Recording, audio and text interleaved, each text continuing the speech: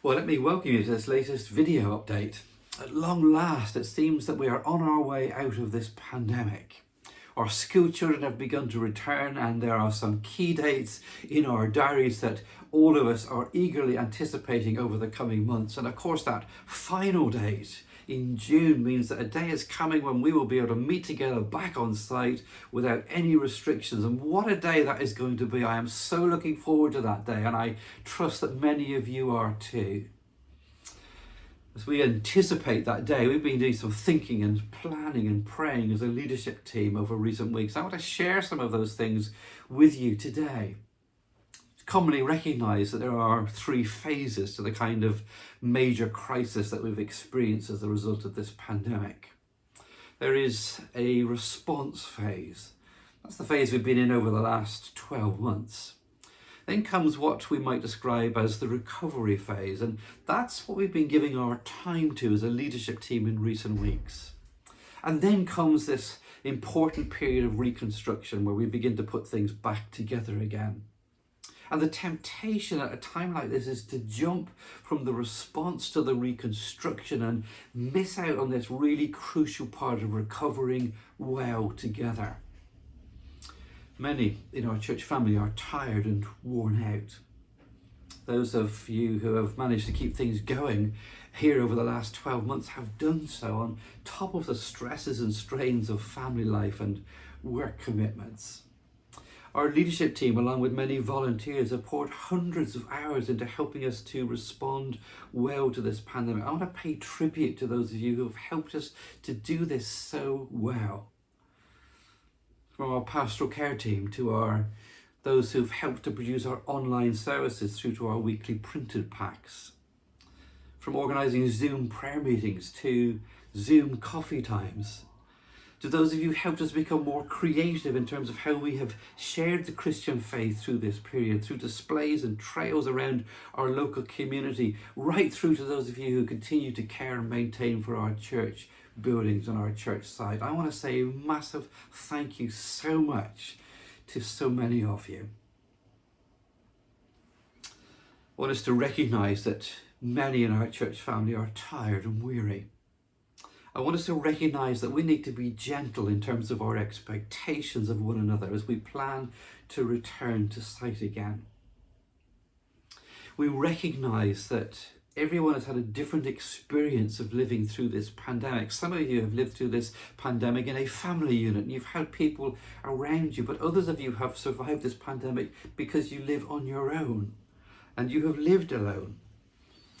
Some of you have been excited by the possibilities of new technology and you feel really energized, whilst others in our church family feel excluded because we've done so much online over these recent months. There's some in our church family who have been bereaved, and you are grieving and mourning, and you've not been able to grieve in the way that we would normally do, and we have people around us. There's some in our church family struggling with mental health and the financial consequences of this pandemic. And the temptation for many of us at this point is to skip this crucial recovery period and jump straight into reconstructing and putting everything back together again. So for that reason, we're planning a gentle return during this period of recovery that we would anticipate will run through to the beginning of September. So what is that going to look like? Well, we want to use Easter as a means of reopening our church site again. And you'll see from the slides that's on the screen that on Sunday, March the 28th, we're going to begin our Easter meditations. This year they will continue to be on Zoom through to Thursday evening at 8 o'clock each evening. And then on Good Friday, we plan to reopen our site. I can't think of a better way of opening our site than in the context of Good Friday communion. And then on each Sunday, beginning with Easter Sunday, we will continue to open our site. Numbers are going to be limited in the way that they were in the past, and if you want to come and join us, then you need to use the Eventbrite website or contact our church office to book your place. A few weeks later, on Sunday the 18th of April, our children and young people will be allowed to return on site, and that's another really key date that we are looking forward to. Following Easter, we're going to pick up a special 9-week teaching series that is going to help us with this process of returning. We're going to pick up the biblical theme of returning and look at some of the issues and some of the themes, and to see some of the things that God may be teaching us through this really important series. A series that I pray will help to facilitate that gentle but gradual return. Our home groups will be reflecting on the same material, and that will provide us with pastoral opportunities to talk together about our experiences of the past year. In addition to that, we will be providing some helpful resources that will help us to articulate our own individual thoughts and feelings about returning. The whole emphasis on the period between Easter and September is gentle. It's a time to remember. It's a time to grieve. But it is also a time to give thanks, and it's a time for refreshment, and it's a time for holidays, and for many it will provide an opportunity to be reunited with family members again. Through this period of recovery, we recognise that there are going to be some very specific pastoral challenges. To that end, we want to augment our pastoral care team through this period, perhaps adding to those who have specific skills in areas such as mental health and bereavement and loss and care for the family. We'll be making a number of helpful resources available during this period of return. We also want to get 1 or 2 social events into the diaries with a couple of summer barbecues so we can get to spend time together and begin to catch up again properly.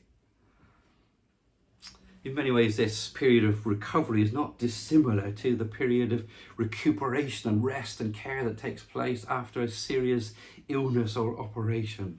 We want to walk slowly and gently together as we return. And as a leadership team, we want to model that period of recovery. As part of that recovery, the leadership team have offered me a 3-month sabbatical break, which I have gratefully accepted, and I'm going to be taking time out from the end of June through to September. And I've asked Chris Monday, one of our elders here at the church, to say a little bit more about that. Hi everybody, Adrian has just said a few words about his sabbatical, and I just want to flesh out some of those things that he said so you're clear on what's happening over the next few months. Sabbaticals originate, of course, from the biblical concept of Sabbath, a regular rest from the ups and downs of everyday life. And ministers' sabbaticals are just like that. They are a time to get away from everyday life and do something a bit different. So, a sabbatical is an extended leave from ordinary work.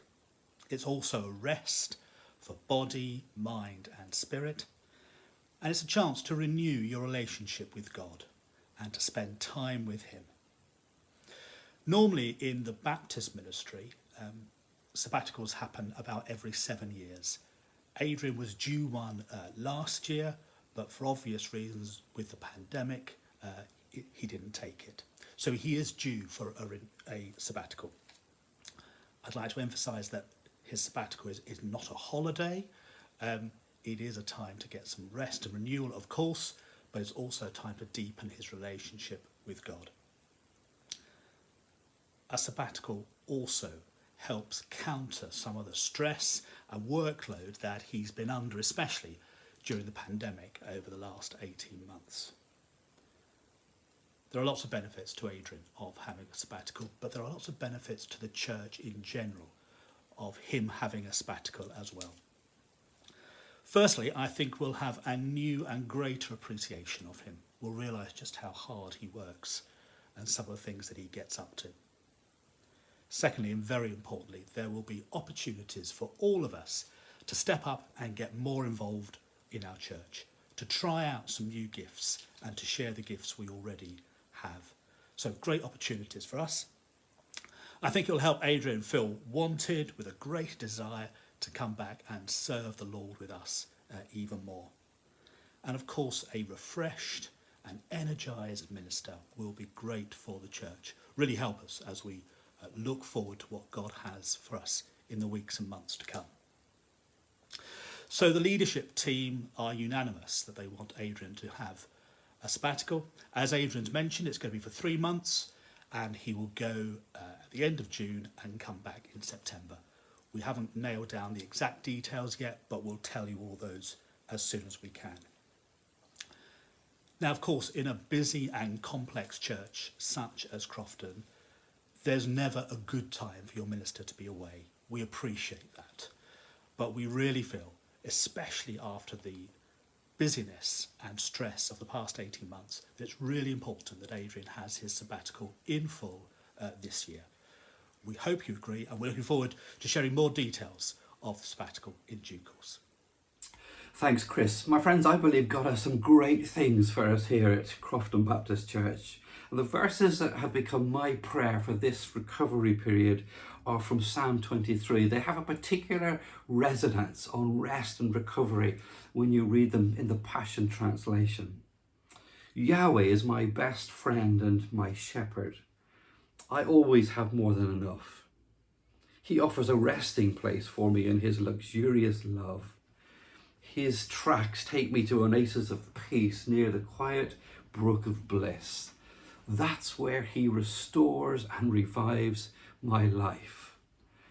He opens before me the right path. He leads me along in his footsteps of righteousness so that I can bring honour to his name. As we conclude, let me say before I head off on sabbatical, I'll be meeting with our leadership team for an away day as we begin to think about that important reconstruction phase, as we plan and pray over some of the things that God has been saying to us as a church over these last 12 months. Do please hold this amazing team of people in your prayers. In the meantime, we will continue our search for an assistant minister. Psalm 23 talks about resting places, doesn't it? So in these coming months, can I urge you to plan some things that are good for your souls? Learn to put in practice the art that many of us have had to learn through this period of enjoying the present through fresh eyes, of being present with those we love and care for as we allow God to restore our souls as we begin to meet together again. May God richly bless you in these coming days.